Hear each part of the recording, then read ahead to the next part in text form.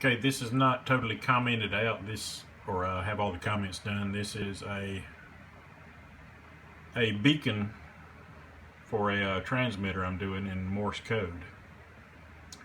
Just trying it out. This uses a 65X134, which is from Western Design Center, which is based off the 6502, which was originally in the Apple computers. It's all done in assembly language. And this is the first time I've really done this much in assembly language since probably tech school.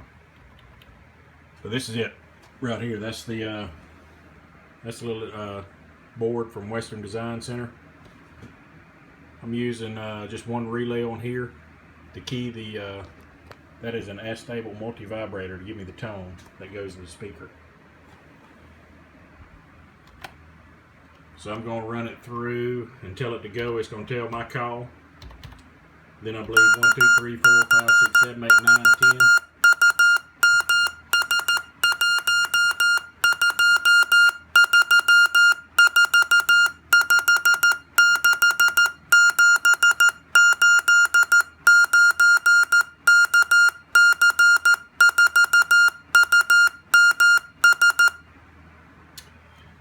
And that is it.